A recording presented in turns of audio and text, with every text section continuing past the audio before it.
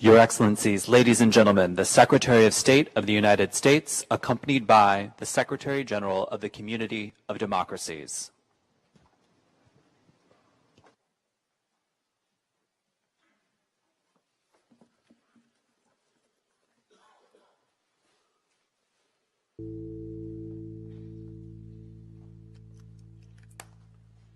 Morning all, and welcome to the 9th Ministerial of the Meeting of the Community of Democracies. It's really an honor for us to host this ministerial here in Washington in the United States for the first time.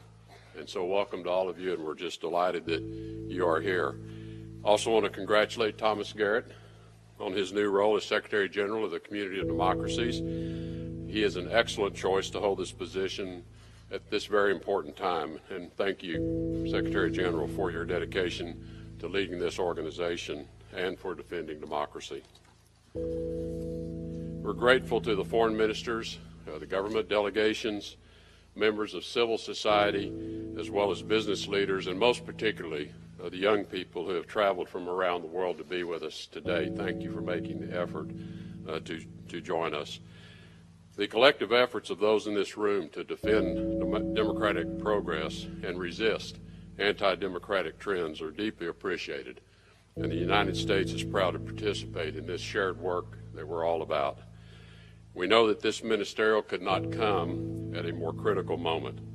Across the globe, democratic nations and peoples are under threat. In East Asia, an increasingly aggressive and isolated regime in North Korea threatens democracies in South Korea, Japan, and more importantly and more recently has expanded those threats to the United States, endangering the entire world.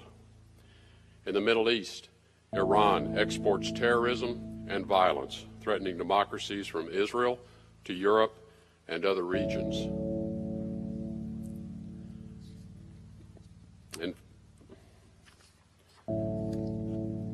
In other regions, once thriving democracies are retreating from or actively subverting democratic values, such as in Venezuela.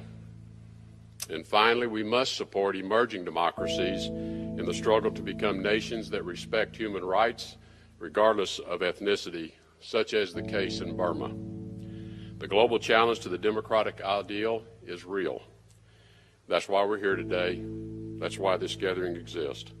We know that democracy is the form of governance that produces peace, stability, and prosperity at home and abroad. We know that governments that uphold democratic principles and practices are safer, healthier, more secure, more prosperous societies, and are more inclined to respect the human rights of their citizens. Democratic governments are accountable to the people, and as a result are less susceptible to corruption, more likely to support an independent and fair judicial system, and more likely to peacefully sustain a vibrant, diverse society. As a community of democracies, we also know that our shared values translate to more dependable security partners and reliable allies in the fight against terrorism. We know that democracies are not flawless. All of us remain works in progress. Successful democracies require hard choices, hard work, and vigilance. But democracy is the only political system that contains an institutional capacity for self-correction, one that grants its citizens the right to participate in how and by whom they are governed. And that is why we support the expansion of freedom and democracy throughout the world. At a time of growing efforts to undermine democracy, it is all the more critical that we work together to bolster and promote this form of governance. So despite the challenges of our day, now is not the time to step back from our democratic commitments. Now is the time to strengthen and sustain them. We cannot become complacent. Rather, we must continue our active advocacy and engagement. 2 months ago, President Trump delivered a speech in the same city where this group is founded and where its secretariat is housed. Before the Polish people, the President reaffirmed this shared commitment to advancing freedom.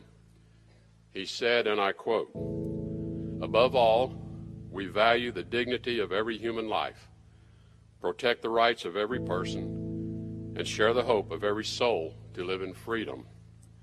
That is who we are." End quote. That is who we are as Americans. In our Declaration of Independence, our founders boldly stated that all are endowed by their Creator with the unalienable rights of life, liberty, and the pursuit of happiness. Americans are committed to standing up for democratic principles, practices, and our partners around the world. It is not only central to our foreign policy, it is who we are as a people. And it is these shared values that bind us to our closest allies. That is why in every foreign policy challenge we face, we engage our democratic partners first. As we consider the best defense posed by a hostile regime in North Korea, the least free nation on the planet, we first look to our regional allies, South Korea and Japan. By working with them and other democratic partners, we continue to build consensus at the United Nations Security Council to create a united international front that upholds our values and strives to make us safer. But North Korea is now a global threat, and it requires a global response from all nations. In Latin America and the Caribbean, we continue to engage our partners regularly, and particularly through the Organization of American States, as we consider every diplomatic and economic tool to restore Venezuela's democratic institutions. In the Middle East, Iran oversees a threat network of proxies who export terror and violence. They destabilize countries throughout the region. In response, the United States works closely with our allies in Europe and our ally Israel to address these threats while also supporting a strong, more resilient democracy emerging in Iraq. And when countries like Russia threaten their democratic neighbors by attacking the very foundation of our democracies, by meddling in our free and fair elections, we stand with our democratic partners. We call for greater vigilance, and we work together to safeguard our democracies from interference in the future. This is who we are as a community of democracies, working to advance our shared democratic principles to create a more free, a more prosperous, and a more secure world. In June 2000, the community of democracies affirmed in the opening lines of the Warsaw Declaration, "The will of the people shall be the basis of the authority of government, as expressed by exercise of right and civic duties of citizens to choose their representatives through regular, free, and fair elections with universal and equal suffrage, open to multiple parties, conducted by secret ballot, monitored by independent electoral authorities, and free of fraud and intimidation."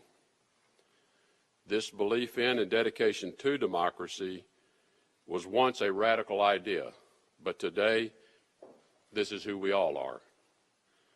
Today, the Washington Ministerial is the culmination of our tenure as president of the Community of Democracies, but it is also a reaffirmation of the importance of the Community of Democracies and our commitment to the democratic ideal at a time when freedom needs defending.